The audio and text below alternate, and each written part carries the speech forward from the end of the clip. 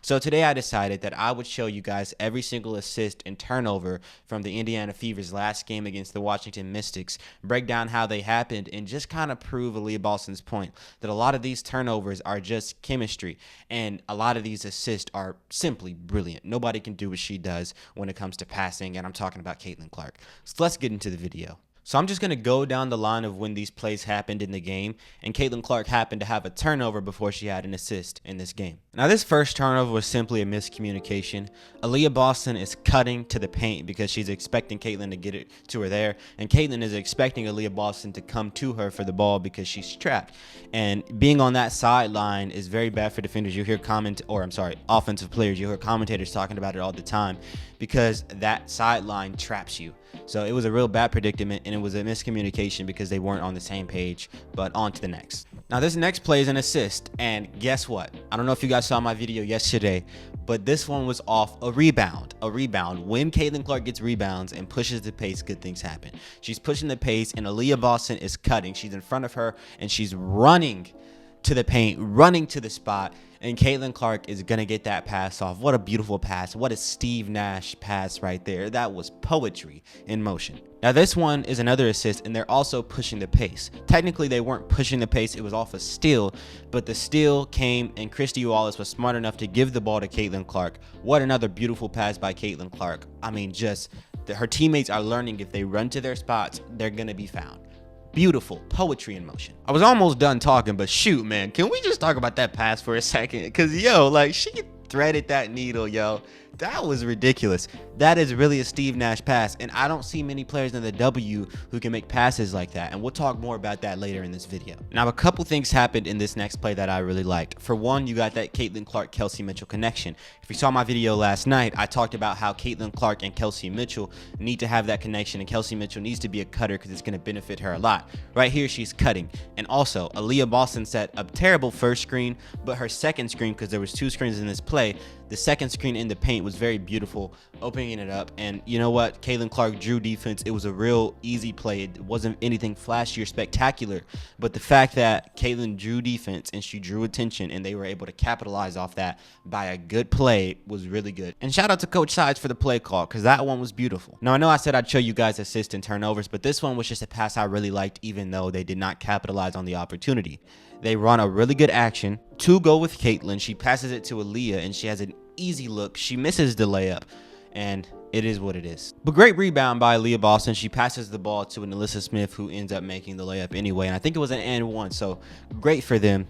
It worked out anyway. Now, this is what I really like to see. A pick and roll action with Caitlin Clark and Aliyah Boston, but what I really like about this screen is that, for one, Aliyah Boston set a good screen, and the big part of the screen that made it good is that she waited before cutting. She waited until the contact was made, good long contact was made, then she cut, and when she cut, Caitlin found her. Easy layup and one opportunity. You love to see it. Now this next one is a turnover, and it seems like Caitlin threw the ball behind her back. It was a flashy pass, but the flashy pass is not the reason for the turnover. The reason for the turnover is Alyssa Smith and Caitlin Clark seem to have had a miscommunication of some sort. I think Alyssa wasn't assertive enough to go to the ball because the pass was on target. She would have got the pass, but Alyssa was slower than the defender, and the defender just wanted the ball more there, and she went to go get it. I guess you could say Caitlin was a bit off target, but I think that was a good pass, and I think Alyssa she just didn't go to get it. And you know what? After looking at the play more, it seems like Alyssa actually had her hands on the ball. She just didn't grab it. It seemed the defender really just had more effort for the ball. Generally speaking, it just was a sloppy play generally by, I guess, all of them. The pass could have been better as well and harder. So it is what it is. Now this next play, they're pushing the pace. This is Caitlin's fifth assist, and if she's pushing the pace, good things happen.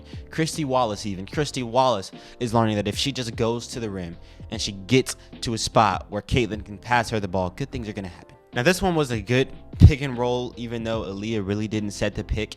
And you know what? She rolled to the paint. It was a great roll. She just didn't catch the ball. That's this one is really not even on Caitlin at all. The ball was in Aliyah's hands technically. She just didn't catch it. To be honest, she had her hands on it. She didn't catch the ball. And it is what it is. They're building chemistry. They're trying to learn. And you know what? It's really no one's fault here. What I will say, though, is that if you go to the score app and you go to the play-by-play, it says bad pass by Caitlin. and it's literally on the money pass. This is why I don't condone any box score watches, because if you're a box score watcher and you go look at the play-by-play, it's all bad pass by Caitlin Clark, another turnover, but you're not seeing these turnovers. Actually, I think all of these turnovers are saying bad pass by Caitlin, turnover. No, it's not a bad pass.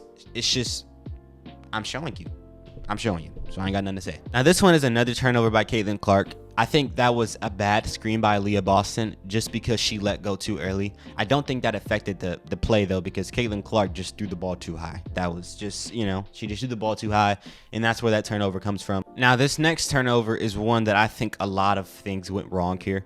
For one, Aliyah Boston is sinking into the paint, but I also think it's because she's being held. If you look at the defender, it seems like Aliyah Boston is being held, and so that really affects the pass. And then I also think her going down into the paint wasn't the right move. She was going down into the paint because, yes, I guess she technically had an open layup if somehow some miracle worker could get the ball through those two defenders right there. And I just think there was a miscommunication there. I think she should have stayed up, and I don't think Caitlin should have passed that ball. The pass technically was on the money if Aliyah Boston didn't sink into the paint, but then half the reason why she sinked into the paint was probably because she was being held. So all in all, I think this whole play can go back to the fact that the ref should have called foul there because Aliyah Boston is being held. Now this next play is beautiful. We've seen a whole lot of this all year. It's just most of the time when this happens, her teammates don't make the shot. Two come to Caitlin, she draws attention, she passes it to her teammate in the corner, and guess what? This time Erica Wheeler is able to capitalize on a mid-range shot. I actually gave her a little bit of a 1 or 2 minute segment in my last video talking about how she is an Eric Bledsoe type. I'm talking about Erica Wheeler. So shout out to her. She had a really good game last game, if you did not notice. Now this next turnover, I really don't think it's Caitlin's fault either. I think Aliyah Boston was just too lax and she didn't really go for the ball. But you know what? That was a jump ball, ended up being, and they called a turnover on Caitlin, which I guess that's always happened. I didn't know that was the case, but that was a jump ball, and they just missed the jump ball.